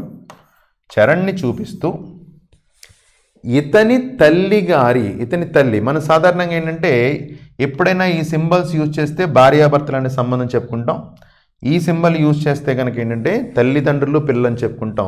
ఈ సింబల్ యూజ్ చేస్తే కనుక సోదరుడు అంటే 2 వ్యక్తుల మధ్య మనం ఈ సింబల్ యూజ్ చేస్తే భార్యాభర్తలు అనే సంబంధం. 2 వ్యక్తుల మధ్య ఈ సంబంధం తీసుకుంటే కనుక పైన తల్లిదండ్రులని కింద పిల్లల్ని రాస్తాం. అదే కనుక ఇది తీసుకుంటే కనుక వాళ్ళిద్దరూ సోదరులు కానీ సోదరీమణులు కానీ లేదా సోదరీమణులు కూడా అవడానికి అవకాశం ఉంది. దీన్ని బేస్ చేసుకుని మనం చేయడానికి ఇప్పుడు చూడండి, ఇతని చరణ్ యొక్క తల్లి గారి, చరణ్కి తల్లి, ఇప్పుడు దగ్గర తల్లి గారి పైన తల్లిగారి సోదరుడు, అంటే ఇండైరెక్ట్గా సింపుల్గా మనం మాట్లాడితే కనుక చరణ్ యొక్క తల్లిగారి సోదరుడు అంటే చరణ్కి ఏమవ్వాలి మేనమామ అవ్వాలి. అంటే చరణ్ యొక్క మేనమామ ఎవరంటే అవునా, చరణ్ మేనమామ ఈక్వల్ టు కామా ఉంది కదా, ఈక్వల్ నా కుమారుడు అర్జున్ యొక్క తండ్రి అని చెప్పాడు. ఎవరు చెప్పింది? కాజల్ అనే పర్సన్ చెప్పింది. ఓకే, ఎవరంట ఇతను? నా కుమారుడు తండ్రి అర్జున్, నా కుమారుడు అర్జున్ యొక్క తండ్రి అంటే నా కుమారుని యొక్క తండ్రి అంటే నాకేం అవ్వాలండి? భర్త అవ్వాలి. అంటే ఇతను నాకేం అవ్వాలి? భర్త అవ్వాలి. అంటే కాజల్, ఇతను అర్జున్. అది చూడండి, చరణ్ యొక్క తల్లి యొక్క సోదరుడు ఎవరంటే నా కుమారుని యొక్క భర్త అంటే నా కుమారుని యొక్క తండ్రి అంటే నాకేమవ్వాలి? భర్త అవ్వాలి. అంటే నాకు భర్త. ఇండైరెక్ట్గా మనం మాట్లాడినప్పుడు నా భర్త అని ఇక్కడ మనం తీసుకుంటే అంటే కాజల్ భర్త అని తీసుకుంటే ఇప్పుడు క్వశ్చన్ ఎవరు? ఆయన చరణ్ కాజల్కు ఏ మగడు? చరణ్ అనే వ్యక్తి కాజల్కి ఏమవుతాడని క్వశ్చన్ అడుగుతున్నారు. చరణ్ అనే వ్యక్తి కాజల్కి ఏమవుతుంటే ఒక్కసారి వీళ్ళ హస్బెండ్కి ఏమవుతారో చూడండి. ఎందుకంటే హస్బెండ్కి ఏమైతే వైఫ్ కూడా అదే అవ్వాలి కాబట్టి హస్బెండ్కి తీసుకుంటే నా సోదరికి కుమారుడు, నా సోదరి యొక్క కుమారుడు నాకేమవ్వాలి? మేనల్లుడు అవ్వాలి. నాకు మేనల్లుడు అయ్యాడంటే నా భార్యకి కూడా అతను ఏమవుతాడు? మేనల్లుడే అవుతాడు. కాబట్టి కాజల్కి ఏమయ్యాడు అతను అప్పుడు? చరణ్ మేనల్లుడు అయ్యాడు. కాబట్టి ఆన్సర్ ఏమవుతుంది? మేనల్లుడు. అది లేదా ఇక్కడ చరణ్ యొక్క మేనమామ నా భర్త. చరణ్ యొక్క మేనమామ ఎవరంటే నా భర్త. అంటే నా భర్తకి మేనల్లుడు కాబట్టి నాకు కూడా అతను ఏమవ్వాలి? మేనల్లుడు అని డైరెక్ట్ చెప్పచ్చు. మీరు ఎలాగైనా చేసుకోవచ్చు. డయాగ్రామ్ రూపంలో పిక్చర్గా తీసుకుంటే కనుకంటే ఇది తీసుకోవచ్చు. డైరెక్ట్గా చదువుకుంటూ కనుక ఇది ఏదైనా రిలేషన్ పరంగా తీసుకుంటే సింపుల్గా మాట్లాడితే ఆ చరణ్ యొక్క మేనమామ ఎవరంటే నాకు భర్త. నా భర్తకి చరణ్ మేనల్లుడు అయ్యాడు కాబట్టి ఖచ్చితంగా నాకు కూడా ఏమవుతాడంటే అతను మేనల్లుడు అవుతాడు. అదే క్వశ్చన్ అడిగాడు. చరణ్ కాజల్కు ఏమగనంటే కనుక మేనల్లుడని మనం చెప్తాం అనమాట. ఓకే, నెక్స్ట్ ఒక్కోసారి ఇలా ఇవ్వకపోతే సోదరుడు లేదా అది సోదరి యొక్క కుమారుడు అని చెప్తాను చూసారా. కాకపోతే ఇక్కడ భర్త నుంచి రిలేషన్ చెప్తున్నాడు ఇక్కడ, అందుకని అలా ఇవ్వకుండా డైరెక్ట్ మేనల్లుడు. ఎందుకంటే భర్తకి భార్యకి ఎప్పుడు కూడా కింద జనరేషన్లో మాట్లాడినప్పుడు ఒకే రిలేషన్ మాత్రం చెప్పాలి. తెలిసిందా? కన్ఫామ్గా మర్చిపోకండి. మన రెగ్యులర్ లైఫ్లో కూడా అదే చేస్తే ఇక్కడ కూడా అదే పద్ధతిని పాటిస్తాడనమాట. ఓకే, తర్వాత చూడండి అగైన్ మళ్ళీ బ్లడ్ రిలేషన్. అంటే బ్లడ్ రిలేషన్ మీద కూడా క్వశ్చన్స్ బాగానే ఇచ్చాడు. ఇందాక ఒక క్వశ్చన్, ఇప్పుడు ఒక పురుషుణ్ణి పరిచయం చేస్తూ ఈయన భార్య మా నాన్నగారి ఏకైక కుమార్తె అని ఒక స్త్రీ చెప్పాను. అంటే చెప్తున్న వ్యక్తి ఎవరంటే స్త్రీ అంట. ఒక పురుషుణ్ణి చూపించాను. ఒక పురుషుణ్ణి చూపించి స్త్రీ నేను మాట్లాడదాను, నేను స్త్రీ అనుకోండి. ఈయన భార్య, ఈ పురుషుడి యొక్క భార్య ఎవరంటే, అంటే ఈయన భార్య అంటే పురుషుని భార్య, పురుషుని భార్య ఈక్వల్ టు ఎవరంట? మా నాన్నగారి ఏకైక కుమార్తె. ఫర్ ఎగ్జాంపుల్ నేను స్త్రీ కండిషన్, మా తండ్రి యొక్క ఏకైక కుమార్తె అంటే ఎవరు అవ్వాలి? నేనే అవ్వాలి. ఈయన భార్య ఎవరంటే నేనే. అంటే చెప్తుంది ఎవరో? స్త్రీ కదా. ఇప్పుడు ఈయన భార్య నేనే అయితే కనుక నాకు అతను ఏమవుతాడు? అప్పుడు భర్త అవుతుంది. నేను అతనికి ఏమవుతాను? భార్య అవుతుంది. అడిగిన క్వశ్చన్ ఏంటి? ఆ స్త్రీతో పురుషుడికి గల సంబంధం ఏంటి? స్త్రీతో పురుషుడికి ఏ సంబంధం ఉంది? పురుషుడికి ఏ సంబంధం ఉంది? భర్తనే సంబంధం ఉంది. కాబట్టి ఆన్సర్ భర్త. పురుషుని భార్య ఎవరంటే నేనే, అంటే అతను నాకు ఖచ్చితంగా ఏమవ్వాలి? భర్త అవ్వాలి. కాబట్టి తను నాకు భర్త కింద మనం చెప్తాను అనమాట. ఓకే, తర్వాత అగైన్ మళ్ళీ చూడండి, మళ్ళీ బ్లడ్ రిలేషన్ క్వశ్చన్. అంటే ఇక్కడ కూడా డైరెక్షన్ టెస్ట్లో 3 క్వశ్చన్స్ ఇస్తే ప్రస్తుతానికి బ్లడ్ రిలేషన్లో కూడా 3 క్వశ్చన్స్ మనకి ఇవ్వడం జరిగింది. మనోజ్తో మహేష్ నిన్న నేను మా నానమ్మ గారి కుమార్తె యొక్క ఏకైక సోదరుని ఓడించాను. ఏం చెప్తున్నాడు? మహేష్ అనేవాడు మనోజ్తో చెప్తున్నాడు. ఏమని చెప్తున్నాడంటే నిన్న నేను ఎవరిని ఓడించానంట? మా నానమ్మ గారి కుమార్తె. మా నానమ్మ గారి కుమార్తె అంటే మా నానమ్మ గారు అంటే మా నాన్నగారి యొక్క అమ్మగారు.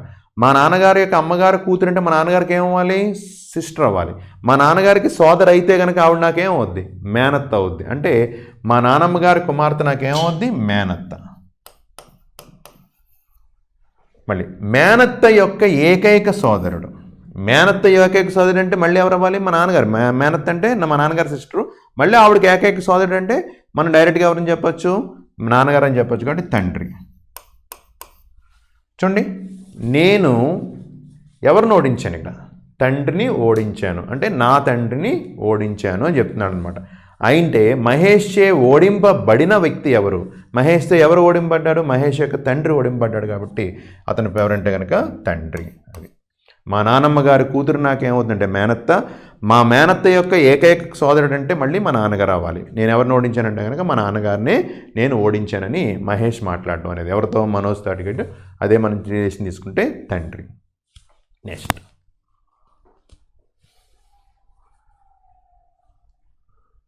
చూడండి, ఇక్కడ వెన్ చిత్రాన్ని ఇచ్చాడు మనకి. పటాన్ని జాగ్రత్తగా అధ్యయనం చేసి 68 నుంచి 71 ప్రశ్నలకు సమాధానం. ఇందులో పెద్ద త్రిభుజం కళాకారులను సూచిస్తుందండి. డైరెక్ట్ రాస్తుందండి ఇక్కడ. ఇది పెద్ద త్రిభుజం, కళాకారులు. చిన్న త్రిభుజం ఏంటంటే శాస్త్రవేత్తలు. ఇది చిన్న త్రిభుజం, శాస్త్రవేత్తలు. చతురస్రము నృత్యకారులు. చతురస్రం ఏంటంటే నృత్యకారులు. ఇది చతురస్రం. వృత్తం ఏంటంటే వైద్యులను సూచిస్తుంది. ఇక్కడ వృత్తం ఇక్కడ ఉందండి.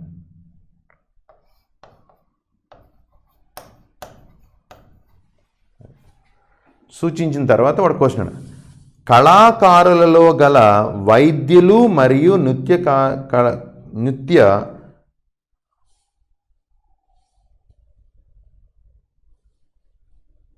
నృత్యకారులను మాత్రమే సూచించాలి. అంటే ఎవరెవరు ఉండాలి? కళాకారుల్లో వైద్యులు మరియు నృత్యకారులు మాత్రమే ఉండాలి. అంటే ఇంక శాస్త్రవేత్తలు ఉండడానికి అవకాశం లేదు. ఇప్పుడు చూడండి, కళాకారులు అంటే పెద్ద ట్రయాంగిల్లో ఉండాలి, అలాగే నృత్యకారులు అలాగే వైద్యులు అంటే రెక్టాంగిల్ స్క్వేర్లోనే ఉండాలి, సర్కిల్లో ఉండాలి. ఇప్పుడు చూడండి, ట్రయాంగిల్లో పెద్ద ట్రయాంగిల్లోని స్క్వేర్లోని సర్కిల్లోని కనబడుతుంది ఏంటి అక్షరం అండి? జీ అనే ఒక అక్షరం మాత్రమే కనబడుతుంది. మళ్ళీ బి అనేది ఏమంటే ఓన్లీ ఇక్కడ నృత్యకారులోకి వస్తారు కాబట్టి జీ అనే సర్కిల్ ఉంది, స్క్వేర్ ఉంది, పెద్ద ట్రయాంగిల్. ఇక్కడ కూడా జీ కూడా సర్కిల్, స్క్వేర్, పెద్ద ట్రయాంగిల్, కానీ చిన్న ట్రయాంగిల్లో లేదు కాబట్టి చిన్న ట్రయాంగిల్ లేకుండా మిగిలిన 3 ఆటల్లో ఉన్న లెటర్ అక్షరం ఏంటంటే కనుక జీ ఉంది కాబట్టి ఇక్కడ ఉన్న ఆన్సర్లో ఏమవుతుందంటే జీ అని చెప్పి ఆన్సర్ చెప్పి. ఇందులో కళాకారులు, వైద్యులు, నృత్యకారులు మాత్రం అవ్వాలి, శాస్త్రవేత్తలు అందులో కలవకుండా చిన్న ట్రయాంగిల్ కలవకుండా ఉండాలి కాబట్టి చిన్న ట్రయాంగిల్ లేకుండా ఉన్నది ఏమవుతుందంటే జీ అని మనం చెప్పచ్చు. తర్వాత సేమ్ ఇది కూడా అలాగే ఇచ్చాడు, రాద్దాం. ఇక్కడ కూడా పెద్దవాళ్ళు కళాకారులు, స్క్వేర్లో ఉన్నవాళ్ళు నృత్య, సర్కిల్లో ఉన్నవాళ్ళు వైద్యులు, చిన్నవాటిలో ఉన్నవాళ్ళు శాస్త్రవేత్తలు. కళాకారులలో శాస్త్రవేత్తలు వైద్యులు కాని వారిని సూచించే అక్షరం. కళాకారులలో శాస్త్రవేత్తలు కనబడకూడదు. ఈ కళాకారులు అంటే ఇది ఎవరెవరు ఉండకూడదు? శాస్త్రవేత్తలు ఉండకూడదు, వైద్యులు కూడా ఉండకూడదు. వైద్యులు కూడా ఉండకూడదు అంటే సర్కిల్లో ఉండకూడదు, అంటే చిన్న ట్రయాంగిల్లోని చిన్న సర్కిల్లో ఉండకూడదు. కానీ కళాకారుల్లోని అట్ ది సేమ్ టైం ఏంటంటే కనుక వీళ్ళదో ఇంకో వ్యక్తులు నృత్యకారులు, వాళ్ళ గురించి మనం మాట్లాడలేదంటే వాళ్ళు 2 చోట్ల లేనివారు అంటున్నారు కాబట్టి ఆ 2 చోట్లకు ఉన్న లెటర్స్ ఏంటి? ఏ ఒకటి కనబడుతుంది, అలాగే బి ఒకటి కనబడుతుంది. ఈ 2 వాటిలో ఉండకూడదు, అంటే ఇంక కనబడుతున్న లెటర్స్ ఏ అండ్ బి కనబడుతున్నాయి కాబట్టి ఇక్కడున్న వాటిలో మనకి ఏబి అనే 2 అక్షరాలు ఇచ్చాడు. దాని ఆన్సర్ ఏంటంటే ఇది అవుతుంది. నెక్స్ట్ తర్వాత ఇది కూడా సేమ్ అదే క్వశ్చన్ మనకు కనబడింది. పెద్ద దాంట్లో ఉన్న వాళ్ళు కళాకారులు, ఈ సర్కిల్లో ఉన్న వాళ్ళు నృత్య, వీళ్ళు వైద్యులు, వీళ్ళు శాస్త్రవేత్తలు. ఇప్పుడు వీళ్ళని ఏమంటున్నాడు చూద్దాం. కళాకారులలో నృత్యకారులు మరియు వైద్యులైన వారిని సూచించే. కళాకారుల్లో నృత్యకారులు మరియు వైద్యులు, నృత్యకారులు ఉండాలి, వైద్యులు ఉండాలి. ఇప్పుడు కళాకారుల్లో నృత్యకారులు ఎవరున్నారు? బి ఉన్నాడు. అలాగే ఇంకొకళ్ళు ఎవరున్నారు? మరియు వైద్యులు ఎవరున్నారు? ఇక్కడ జి, బి అండ్ జి ఉన్నాడు, బి అండ్ జి.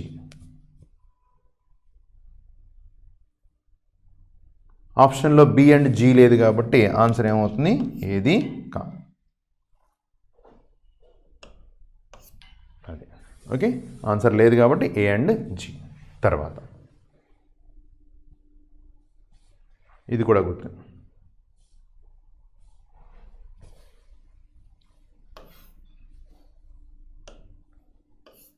కళాకారులు, నృత్యులు, వైద్యులు,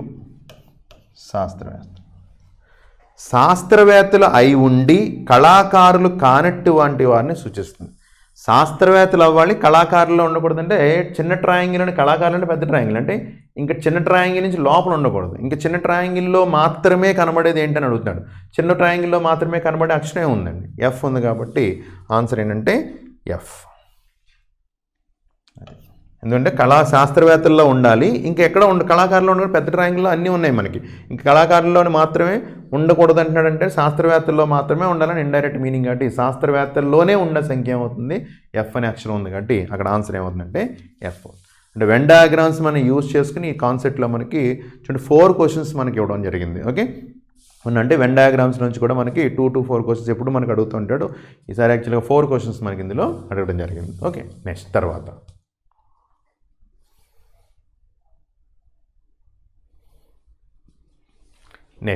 నెంబర్ ఫజిల్. అంటే నెంబర్ ఫజిల్ కాన్సెప్ట్లో ఎనాలజీ అండ్ మిస్సింగ్ నెంబర్ కాన్సెప్ట్లో నెంబర్ ఫజిల్ దాంట్లో మనకి క్వశ్చన్స్ అడిగాడు. ఇలా ఎప్పుడన్నా క్వశ్చన్ ఇస్తే మనం ఫస్ట్ చెక్ చేసుకోవాల్సింది ఏంటి? ఈ 3 అంకెలకి దీనికి ఉన్న మధ్య సంబంధాన్ని చూసుకోవాలి. అంటే ఈ 3 అంకెలను ఉపయోగించుకుని, అది ఎలాగైనా మీరు ఉపయోగించుకోండి, ఉపయోగించుకుని మధ్యలో ఉన్న అంకెని తయారు చేయగలిగితే సరిపోతుంది. కాకపోతే ఏంటంటే ఈ రెండు ఏ పద్ధతి పాటించామో సేమ్ పద్ధతి ఇక్కడ కూడా పాటించాలి. అంతేగాని ఇక్కడ ఒక పెద్ద మెథడ్ ఇక్కడ ఒక మెథడ్ చేసి ఇక్కడ వేరే మెథడ్ అలా చేయడానికి అవకాశం. అక్కడ ముందు ఎవరు క్లూస్ ఇస్తాడు కాబట్టి ఆ రెండు మెథడ్ ఒకటే పద్ధతి అవుతుంది. అదే మెథడ్ ప్రకారం మనం చేయాల్సి వస్తుంది.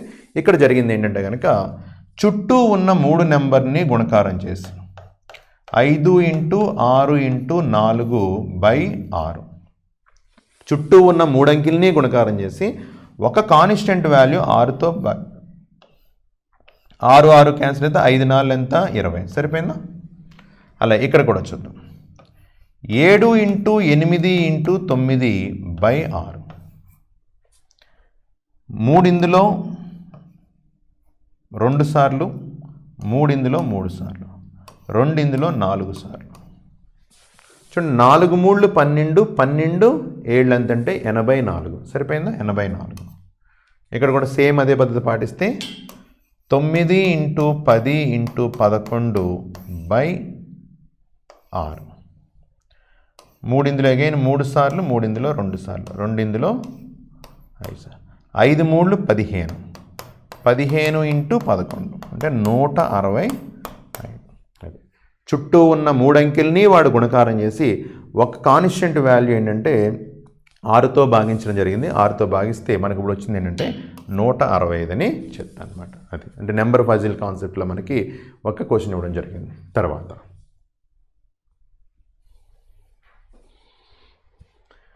దిగువన 2 ప్రవచనములు 2 నిర్ధారణలు ఇవ్వబడినవి. దత్త నిర్ధారణల ఆధారంగా సరైన ఐచ్ఛికను నిర్ణయించండి. అంటే ఒక ప్రవచనం అంటే స్టేట్మెంట్ అనమాట. ప్రవచనం అంటే ఏం చెప్తున్నాడు అక్కడ? ప్రవచనంలో ఏం చెప్తున్నాడో చూద్దాం. నిర్వహణ సామర్థ్యం గల వ్యక్తులందరికీ విశ్రాంతికి సమయం దొరుకుతుంది. అంటే నిర్వహణ సామర్థ్యం చేసి మేనేజ్మెంట్ చేసి ప్రతి ఒక్కరికి కూడా ఏంటంటే కనుక విశ్రాంతి సమయం ఖచ్చితంగా దొరుకుతుందంట. బి సునీతకు అధికమైన పనిభారం ఉన్నప్పటికీ విశ్రాంతికి సమయం దొరుకుతుంది. ఇక్కడ ఏమంటాడు? నిర్వహణ సామర్థ్యం ఉన్న ప్రతి వ్యక్తికి కూడా, అలా వ్యక్తులందరికీ అన్నాడు. అంటే ఎవరికైతే ఉందో వాళ్ళందరికీ విశ్రాంతి. అంటే విశ్రాంతి దొరికిన ప్రతి ఒక్కరూ కూడా ఖచ్చితంగా ఏమవ్వాలి? నిర్వహణ సామర్థ్యం ఉన్నవాళ్ళు అవ్వాలి. కాబట్టి అంటే సునీత అనే వ్యక్తికి అధిక భారం ఉన్నప్పటికీ కూడా, అంటే ఇది ఉన్నప్పటికీ కూడా ఈ అమ్మాయికి విశ్రాంతి దొరుకుతుంది అంటే కనుక ఖచ్చితంగా ఈ అమ్మాయికి ఏమన్నట్టు నిర్వహణ సామర్థ్యం ఉన్నదని కన్ఫామ్గా చెప్పగలం. కాబట్టి ఇక్కడున్న దాంట్లో వాడు ఏమంటున్నాడు చూద్దాం. సునీతకు నిర్వహణ సామర్థ్యం గల వ్యక్తి. కన్ఫామ్గా ఈ రెండాటిని మనం రిలేటెడ్గా తీసుకుంటే కనుక వాళ్ళు ఉన్న ప్రతి వ్యక్తికి కూడా ఏంటంటే కనుక విశ్రాంతి దొరుకుతుందంటే ఈ అమ్మాయికి విశ్రాంతి దొరుకుతుంది అంటే కనుక ఈ అమ్మాయి ఖచ్చితంగా నిర్వహణ సామర్థ్యం ఉంది. కాబట్టి ఒకటి ఖచ్చితంగా సరైంది.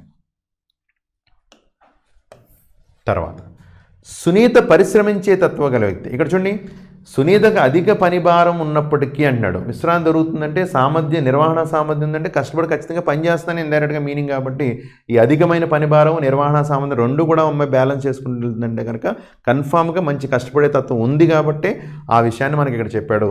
అదే సునీత పరిశ్రమించే తత్వం గల వ్యక్తి కాబట్టి ఆ పనిభారం ఉన్నప్పటికీ అమ్మాయికి నిర్వహణ సామర్థ్యం ఉంది. కాబట్టి ఖచ్చితంగా రెండోది కూడా సరి అవుతుంది. కాబట్టి 1 మరియు 2 అనుసరిస్తాయి. 1 అనుసరిస్తుంది పై చెప్పిన ప్రవచనం ప్రకారం, అలాగే రెండోది కూడా మనం ఖచ్చితంగా చెప్పడానికి అవకాశం ఉంది. ఓకే. తర్వాత నెక్స్ట్ ఇక్కడ ప్రవచనం ఏంటి? ధైర్యవంతులను అదృష్టం వరిస్తుంది. ధైర్యవంతుల్ని అదృష్టం వరిస్తుంది. అంటే ఏదన్నా పని ధైర్యంగా మనం చేస్తే కనుక, అంటే ఏదన్నా మనం ధైర్యంగా చేయగలం అంటే కనుక ఏంటంటే ఖచ్చితంగా కొంత ఎఫర్ట్ పెట్టడం కానీ, లేదంటే కనుక మిగిలిన వాటి గురించి భయపడకుండా మనం చేయడం, భయపడకుండా చేయగలము అంటే కనుక ఖచ్చితంగా ఎక్కడొకటి అదృష్టం వరుస్తుందని వాడు చెప్తున్నాడు మనకి. అంటే విజయ సాధనకు రిస్క్ తీసుకోవడం అవసరం అంతే కదా. ఇక్కడ వీడు చెప్తున్న దానికి రిలేషన్ చూడండి. అదృష్టం వరిస్తుంది, అలాగే ఏంటంటే కనుక ధైర్యవంతులుగా అన్నాడు. అంటే ఈ ధైర్యవంతులు ఎప్పుడో చెబుతారు ఇక్కడ, రిస్క్ చేసినప్పుడే మనం ధైర్యవంతులు అంటాం మనం. అంటే ధైర్యవంతులు ఖచ్చితంగా అదృష్టం వస్తుందంటే కనుక ఖచ్చితంగా ఏమవుతుంది? విజయం సాధన. అదృష్టం కలిసి వస్తుందంటే మీరు చేసే పనికి డైరెక్ట్గా రిస్క్ చేస్తే మీకు అదృష్టం కలిసి వస్తే ఏంటంటే మీరు ఆటోమేటిక్గా విజయం సాధిస్తారు. ఇండైరెక్ట్ మీనింగ్ ఇక్కడ కూడా అదే పద్ధతిని మనకు చెప్తాడు. కాబట్టి విజయ సాధనకు రిస్క్ తీసుకోవడం అవసరం. అంటే 1 కరెక్ట్. నెక్స్ట్ తర్వాత పిరికివారు మరణానికి ముందే అనేకసార్లు చెడిపోతారు. ధైర్యవంతులను అదృష్టం వరిస్తుంది అన్నదానికి పిరికివారి మరణానికి అన్నదానికైనా సంబంధం ఉందా? అక్కడ చెప్పిన దానికి ఇక్కడ సంబంధం లేదు. ఇక్కడ ఏంటంటే రిస్క్ అనే పదం వాడాడు కాబట్టి విజయ సాధనం. ఇక్కడ రిస్క్ అనే పదం ఎప్పుడు ఎవరు చేస్తారంటే ధైర్యవంతులే చేస్తారు. మనకంటే ధైర్యం ఉన్న వాళ్ళే ఆ రిస్క్ చేయగలరు. రిస్క్ చేయడం అనే కాన్సెప్ట్ అప్పుడే ఉంటుంది. అలాగే అదృష్టం వరించినప్పుడు ఏమవుతుంది, ఆటోమేటిక్గా రిస్క్ చేసినప్పుడు విజయం సాధిస్తుంది. కాబట్టి దీనికి రిలేటెడ్గా ఉంది కాబట్టి ఇది మాట్లాడడం. కానీ ఇక్కడ చూస్తే పిరికివారి మరణానికి ముందనే సార్లు ఎక్కడ పిరికివారి గురించి కానీ ఏమన్నా మనకు మెన్షన్ చేసేటప్పుడు వాటి ప్రవచనంలో స్టేట్మెంట్లో ఏదైనా విషయాన్ని కనుక చెప్పకపోతే కనుక అది ఇచ్చిన నిర్ధారణలో ఉన్నప్పుడు మనం దాన్ని పట్టించుకోవాల్సిన అవసరం లేదు. స్టేట్మెంట్లో ఉన్నదానికి రిలేటెడ్గా ఉన్నదే మనం మాట్లాడాలి తప్పించి లేని కంటెంట్ గురించి మనం ఎప్పుడు కూడా మనం మాట్లాడే ప్రయత్నం చేయడానికి అవకాశం లేదు. కాబట్టి ఈ సందర్భంలో అసలు రెండో దాని గురించి మనం పట్టించుకోవాల్సిన, ఎందుకంటే మనకిచ్చిన ప్రవచనంలో రెండో దాని గురించి ఎటువంటి విషయం పిరికివాడి గురించి అని కానీ లేదా మరణాన్ని గురించి కానీ ఇలాంటి అది ఏదీ పదం మాట్లాడలేదు. అంటే దేనికి సంబంధం లేదు. కాబట్టి అసలు రెండుని ఎట్టి పరిస్థితుల్లో మనం కన్సిడర్ చేయడానికి అవకాశం లేదు. అంటే మన ఆన్సర్ ఏమవుతుంది, ఒకటి మాత్రమే అనుసరిస్తుందని చెప్పచ్చు. నెక్స్ట్,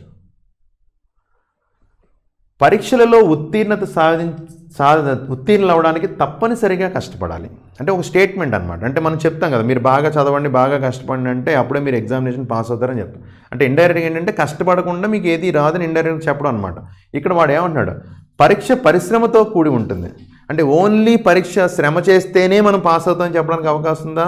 చేయొచ్చు, కానీ మొత్తం పరిశ్రమతో కూడి ఉంటుంది దానికి సంబంధించింది కాదు. కొంత ఏంటంటే మన నాలెడ్జ్ని అన్నిటిని కూడా అక్కడ అప్లై చేసుకుంటూ కొన్ని తెలివితేటలతో పాటు కూడా శ్రమించడంతో పాటు కొంత మన నాలెడ్జ్ని కూడా పూర్తిగా అప్లై చేసుకుంటూ చేయాలి. శ్రమించే వారు అందరూ ఉత్తీర్ణులు అవుతారు, అది గ్యారంటీ లేదు. ఎందువల్లంటే మొత్తం అందరూ కష్టపడిన వాళ్ళు అందరూ కూడా ఉత్తీర్ణులు అవ్వాలని రూల్ ఉందా? అవ్వకపోవడానికి కూడా అవకాశం ఉంది. కాబట్టి అది ఛాన్సెస్ తక్కువ ఉన్నాయి. కాబట్టి కొన్ని సందర్భాల్లో తక్కువ వచ్చే అవకాశం ఉంది. కాబట్టి అది కూడా లేదు. పరీక్ష కొంత ఆతృతను కలిగజేస్తుంది మరియు శ్రమించేవారు ఆతృతను అధిగమిస్తారు. వాడు ఎక్కడా కూడా ఆతృత గురించి కానీ ఇలాంటివి ఏం చెప్పలేదు మనకి. పరీక్షలో ఉత్తీర్ణులు అవ్వడానికి తప్పనిసరిగా కష్టపడాలి. తప్పనిసరిగా కష్టపడండి, మీరు కష్టపడితేనే పరీక్ష ఇండైరెక్ట్గా పాస్ అవుతారని అర్థం. అంటే ఇక్కడ మనకి దాని గురించి ఎక్కడా కూడా మనకు చెప్పలేదు. శ్రమ పడకుండా ఎవరు ఉత్తీర్ణులు కాదు, ఇది రిలేటెడ్గా ఉంది.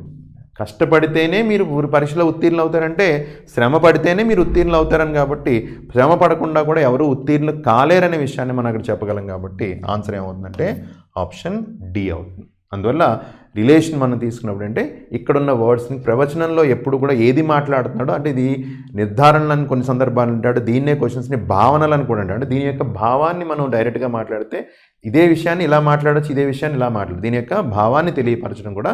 అంటే కొన్ని సందర్భాలు చూసుకుని అన్ని సందర్భాలు ఇందులో నిర్ధారణలు ఇచ్చాడు, కొన్ని సందర్భాల్లో భావనని ఇస్తాడు. దాని యొక్క భావం ఏంటో చెప్పడం అనేది మనం ఇక్కడ తీసుకుంటాం. అందువల్ల స్టేట్మెంట్స్లో కొన్ని రకాలుగా మనకి ఆ పద్ధతిలో ఇవ్వచ్చు. స్టేట్మెంట్ ముగింపులు అనొచ్చు, లేదా ఇక్కడ మాత్రం నిర్ధారణ అంటే దీనికి సంబంధించి ఏది నిర్ధారణ చేయగలం అనేది అడుగుతున్నాడు. ఓకే, తర్వాత అది అంటే మనకి లాస్ట్ టైం మనకి ఎగ్జామినేషన్లో ప్రిలిమ్స్లో మనం తీసుకుంటే 26 క్వశ్చన్స్ మనకి ఇవ్వడం జరిగింది. అంటే జాగ్రత్తగా మనం ఏంటంటే ఎగ్జామినేషన్లో మనకి అబ్జర్వ్ 75 క్వశ్చన్స్ అంటే 15 నుంచి ఎక్కడ స్టార్ట్ అయ్యి 75 25 క్వశ్చన్స్ మనకు కనబడ్డాయి. ఈ 25 క్వశ్చన్స్ని మనం జాగ్రత్త చూసుకుంటే కనుక నెంబర్ సిరీస్లోంచి ఇచ్చాడు 3 క్వశ్చన్స్, నెంబర్ ఎనాలజీలోంచి 1 క్వశ్చన్ ఇచ్చాడు, అలాగే కోడింగ్ డీకోడింగ్ నుంచి 3 క్వశ్చన్స్ ఇచ్చాడు, డైరెక్షన్ టెస్ట్ నుంచి 3 ఇచ్చాడు, బ్లడ్ రిలేషన్ నుంచి 3 ఇచ్చాడు, అలాగే నెక్స్ట్ ఏంటంటే నెంబర్ పజిల్లోంచి 1 ఇచ్చాడు, అలాగే నెక్స్ట్ ఏంటంటే ఈ స్టేట్మెంట్స్ ఇలా నిర్ధారణ నుంచి 3 క్వశ్చన్స్ కనబడ్డాయి. అలా క్వశ్చన్స్ మనకంటే ఎప్పుడు కూడా అన్ని టాపిక్స్ నుంచి అన్నీ పూర్తిగా ఒక్కోసారి ఇవ్వకపోవచ్చు, కానీ అంటే ప్రిలిమ్స్ని మెయిన్స్ని వాడు బ్యాలెన్స్ చేసుకుంటూ క్వశ్చన్స్ ఇస్తాడు. అందుకని అన్ని టాపిక్స్ మనకి చాలా ఇంపార్టెంట్. కానీ మన ఎగ్జామినేషన్ పరంగా మనం చేసినట్టే ప్రతిదీ కూడా షార్ట్ కట్స్ని కానీ స్పీడ్గా చేయడానికి మనం అలౌ చేసుకోవాలంటే ముందు మనం మెయిన్ కాన్సెప్ట్ అంతా కూడా బాగా నేర్చుకుని మనం వెళ్తే కనుక చాలా బాగా చేసుకోవడానికి అవకాశం ఉంది. ఓకే, ఇది వాడిచ్చిన పేపర్ని మనం ఎక్స్ప్లెయిన్ చేసుకోవడానికి ఈ విధంగా చెప్పొచ్చు. నెక్స్ట్ వేరే క్లాస్లో మనం కలిసినప్పుడు అంటే వేరే పేపర్స్ కానీ లేదా టాపిక్స్ కానీ మనం చూద్దాం. ఓకే, అంతవరకు థ్యాంక్ యూ.